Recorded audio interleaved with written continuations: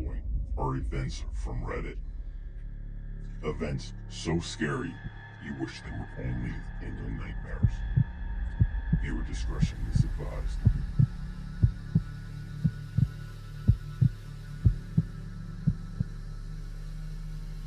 I'm a retired homicide detective, and I think my wife is a serial killer.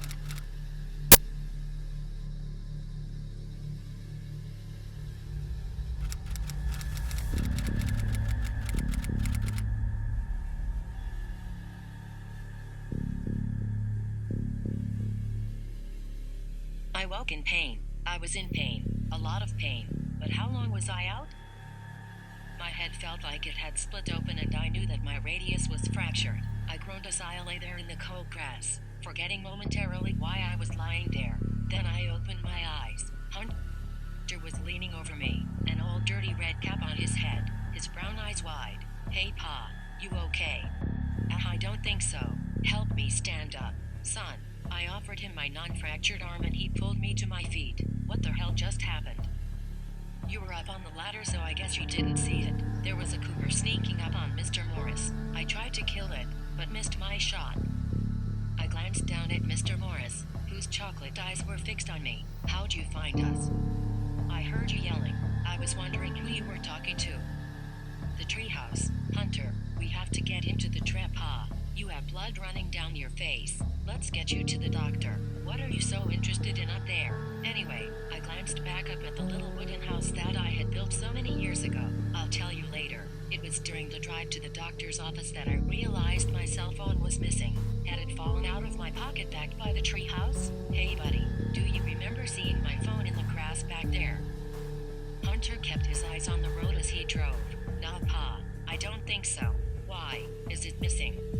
"Yeah, you have yours." He shook his head. "Left it back at my house. We can call Ma and Ellie from the doctor's office."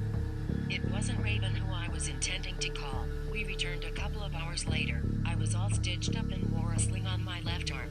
Hunter dropped me off at home, where I knew I was going to be in trouble. "What the hell is the matter with you two? You could have at least told me you were leaving. Ellie and I were worried sick."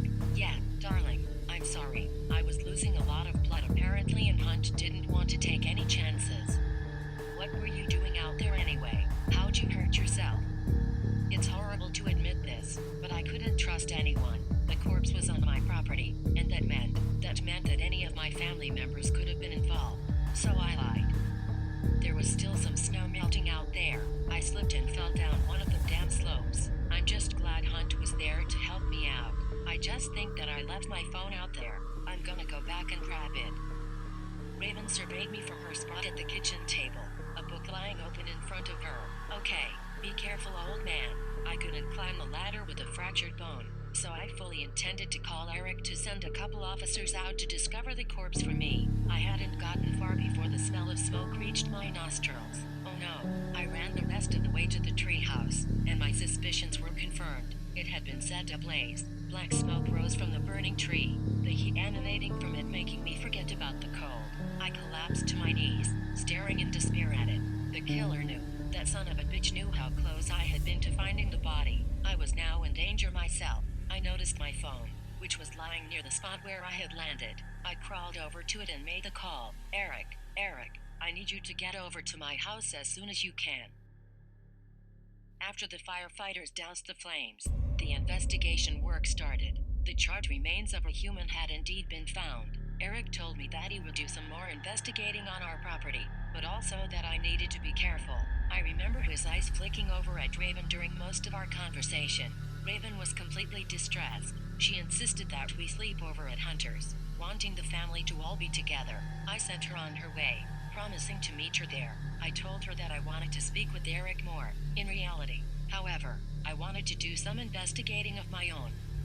I went through Raven's drawer, closet, and every other area of the house that I could. It wasn't until I dropped an old photo album of hers that I noticed something odd. The album had flipped open, and I could see a photo that we had taken together as a family. Hunter, still a teenager, was already taller than the rest of us. Raven stood next to her sister, Amber, the two of them grinning. Amber's daughter, my precious Patricia, was standing in between Amber and I.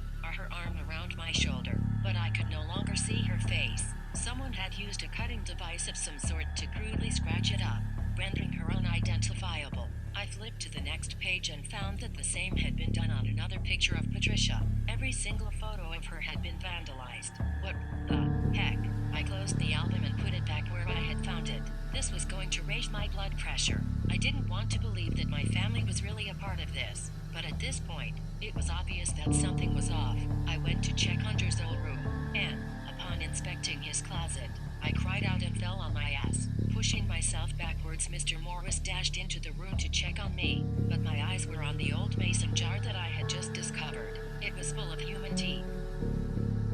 I heard a creak of the back door in the other room. Oh no! I leapt up, slammed the closet door, and tried to hurry out of the room. In my haste I tripped and fell, and the pain in my arm flared up. I could hear the slow footsteps of someone approaching down the hall. I reached down and pulled my gun from the holster. Dad, what are you doing? Hunter had appeared in the doorway. He stared in confusion from me, to the gun in my hand, to Mr. Morris, and finally to the closet. Oh, hey bud. Mr. Morris nudged his way in here and I came to grab him. It's kind of dusty so I lost my footing and my gun fell out. I was just picking it up. Okay, come on, we're all waiting for you. It's safe to say that I didn't get much sleep that night. What little sleep did come to me only resulted in nightmares. I would hear the creaking of the door, the agonized wailing of women being tormented, and her sweet voice as she moaned my name. Dario. Raven was already off to work when I woke the next morning. I took Mr. Morris on a walk and returned to my house. I should have called Eric about the teeth. I know, but I've already said it before. This case is personal, and I had a promise to keep for myself. I knew that the investigation of the property would soon extend to my own home, so I had to work quickly. I made my way back to Hunter's old room and quickly inspected the closet. I felt my soul drop out of my body. The teeth were gone. I went back to the place where the photo album had been stashed and discovered that it, too, was gone. One thing, however, had been left behind. Whoever had been in the house must have been in a hurry and forgotten it lying on the bed. A little black book that looked to be a diary. I picked it up and thumbed through it. This had most definitely belonged to Hunter when he was growing up. He had drawn pictures, wrote stories, and just discussed little things like his old man teaching him how to shoot or swimming in the lake with his cousin Patricia. Then I got to the last page. Scribbled on it, in red marker, was one word. Sugar pie. To be continued.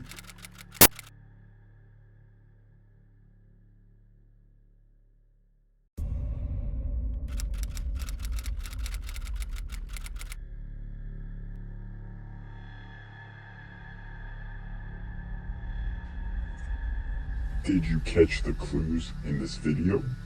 Of course not. Here is the second clue. What does your life have and a book have in common?